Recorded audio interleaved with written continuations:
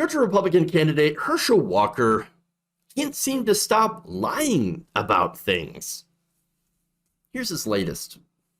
One of the things that has certainly motivated President Trump in giving endorsements to various candidates has been whether or not they accept his claim that the election was stolen. Do you think the election was stolen? Well, I don't think. I think reporters say that. I don't know whether President Trump said, because he never said that to me. I'm not Herschel, arguing with he says it over and over. No. He has never. I've never heard President Trump ever say that. I've never heard President Trump say that the election was stolen. No, he never said that to me. Oh, really? Really? Now, that was, of course, the leading Republican Senate candidate in Georgia, lying his ass off in front of the American people. Seriously. Wow. Now, let me show you, of course, that Donald Trump has constantly talked about how he believes that the election was rigged. In fact, here's a little bit of a supercut, a little simpler. Take a look. We won states, and all of a sudden, I said, what happened to the election? It's off. And we have all these announcers saying, what happened? And then they said, oh, because you know what happened? They knew they couldn't win. This is an embarrassment to our country. We were getting ready to win this election. Frankly, we did win this election. Our goal is to defend the integrity of the election. We'll not allow the corruption to steal such an important election, or any election for that matter. That election will go down as the crime of the century, and our country is being destroyed by people who perhaps have no right to destroy it. Oh, weird. Oh, yes, this election has been stolen. It's a crime of the century. So, look, again, there was another video here where he was in Georgia, Trump, and Trump talked about how, oh, look, the election was stolen. Now, of course, Walker is trying to represent Georgia. And he never heard that? He never heard any of that. Really? Bullshit. Now, look, Herschel Walker is a complete and total liar. But apparently lying is something that he is pretty good at. He's been doing this for quite some time. In fact, Walker has claimed for years that he had graduated in his top 1% of his class.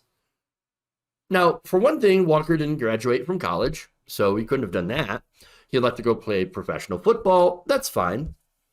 Maybe he's not talking about a school. Maybe he's talking about high school. Fair enough. Now, of course, bragging about being the top 1% of your class in high school, bit of a weird flex, but it's not like I haven't seen someone do that before. Sure, okay. Except that's not true in his case either. A profile from Walker from 1982 in the Christian Science Monitor and an article in the New York Times said he maintained at best a B average. Again, that's not bad. Walker himself told the Chicago Tribune in 1985 that he had maintained a 3.0 before his grades had dropped. Okay. Again, if you do, I don't have any problem with a B or anything like that. A 3.0, that's not too bad. That's pretty average, right? CNN's K-File also reviewed Walker's high school yearbooks and coverage of him in local newspapers and could find no evidence to support the claim that he was a high school valedictorian. Now, look, I don't care if you didn't go to college. I don't care if you didn't get the best grades. I don't think that should disqualify you from office. I don't think that's indicative of your worth as a person.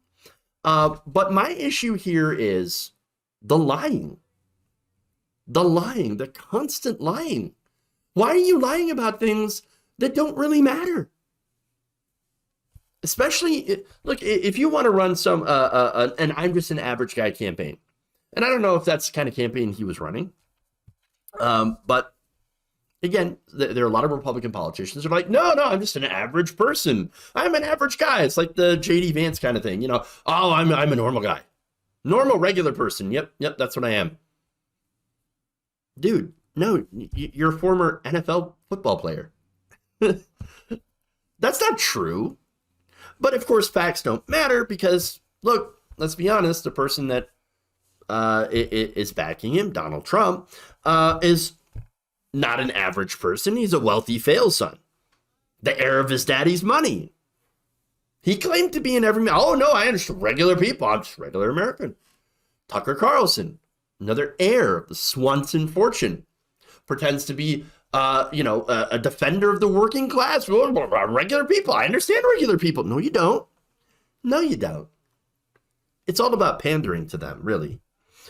Now, another thing that, of course, politically, or I should say policy-wise, that separates Walker from average Americans is that the average American, about 70% of them, support keeping Roe v. Wade.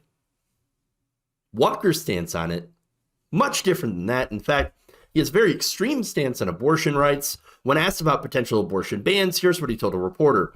Quote, "No exception in my mind. No exception. Like I say, I believe in life. I believe in life." So that means he is against all abortion, including medically necessary ones or ones that are for rape and incest. Well, that's not pro-life. Banning abortion will kill women.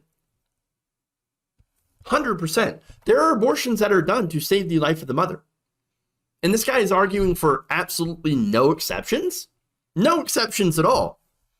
Rape and incest. So you're going to force the 14-year-old rape victim, child, to carry that rapist baby, and then deny that same child, who now has a child, healthcare, food stamps, welfare, childcare, etc.? Really? Oh, are you pro-life? Really pro-life? No, not at all. In fact, when reached for comment, Walker's campaign told The Hill that he is, quote, pro-life and will not apologize for that. No, you're not pro-life. You're pro-birth, pro-forced birth. That's what it is. And let me add, too, that being in that position is essentially feeding and supporting white supremacy. So, and let me explain that, right? Look, I've talked about this before, how a majority of Republicans believe in Great Replacement. Now, the Great Replacement's conspiracy theory that, of course, goes back to anti-Semitism, but mainly charges that it's the Jews that are bringing in immigrants in order to replace white people. Okay? White people being replaced by minorities. That's Great Replacement, right? So now, this gets into policy. Now, what kind of policies would you do if that's your worldview? Well, number one, they would ban immigration. Now, what have Republicans been trying to do? Well, they've been trying to ban immigration, at least from Central America. Now, notice that when they try to ban immigration, they're not banning it from Europe or white countries. No, they're mainly banning it from Mexico and Central America. Okay. Number two, banning abortion. Again, he talked about that. It's fairly simple. Number three, and they've been talking about this, and I've highlighted several Republican candidates, including one in Michigan, that talked about wanting to ban contraception, birth control, even inside of marriage. I've also talked about several, at least one Republican candidate who had talked about, I believe it was Bruce Braun, who wanted to ban interracial marriage or bring it back to the states, which again is their code words for letting Republicans in the states ban it in those states.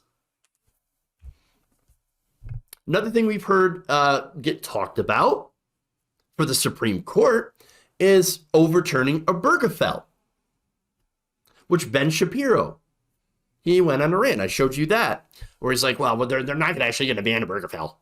But, Obergefell is a really bad decision, and they should ban it. They should ban same-sex marriage, but they're not going to.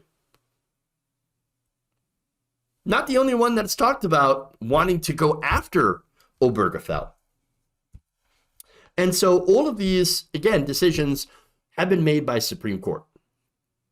And so now they have control of the Supreme Court, and they have overturned or planning to overturn Roe v. Wade.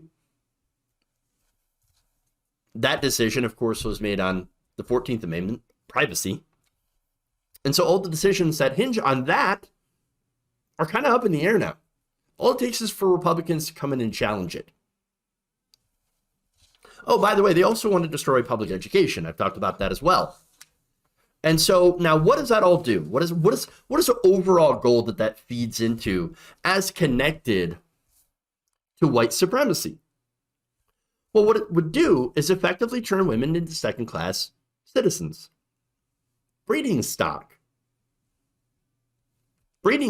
for white people to rebuild the so-called white race.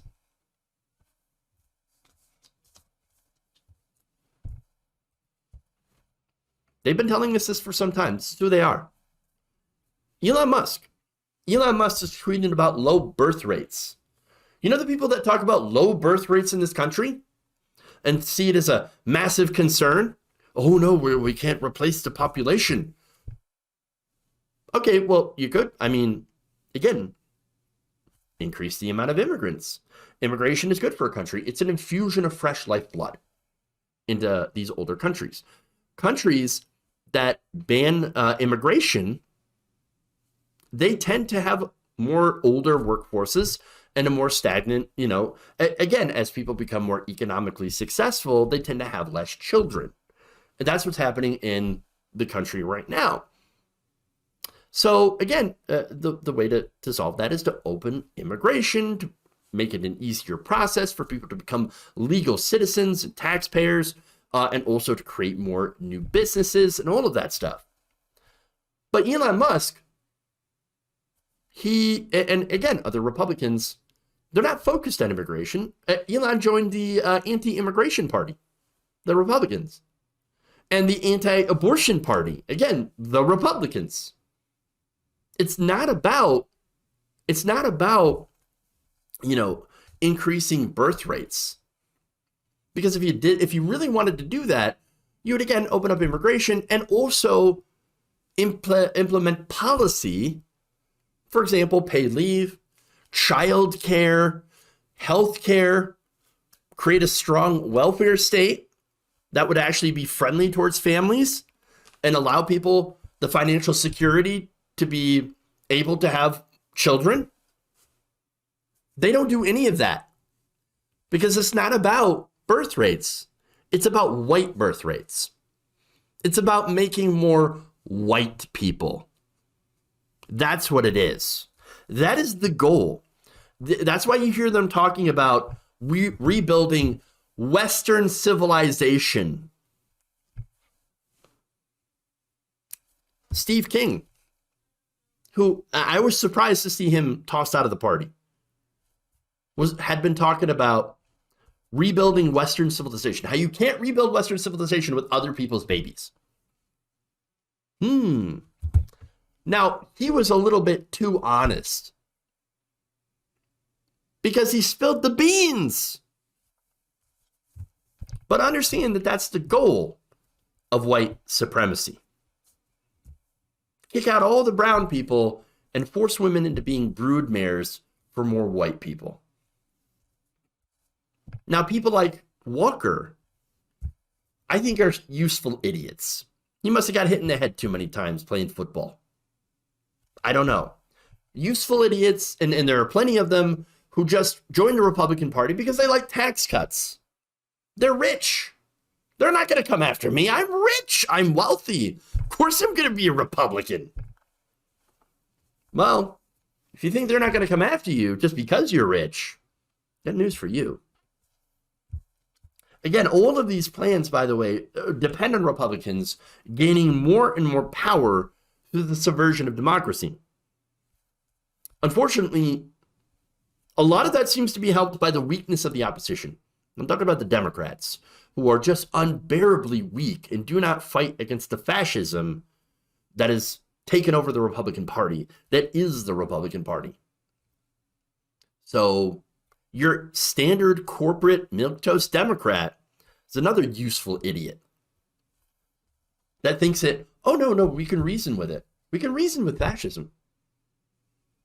Because, it helps us, we get tax cuts. Everything's good for us and our donors. All we have to do is just, put up just the mildest little opposition. No, it's not going to cut it. Democratic voters, we can't keep playing patty cakes with the fascists. We have to defeat them through the ballot box, before they manage to take that away from us as well. And we're not too far away from that, but there is still a chance. So there is a chance to defeat this through electoralism, but that window is shrinking. But if you put progressives into office and you vote for progressives, that might be the very difference.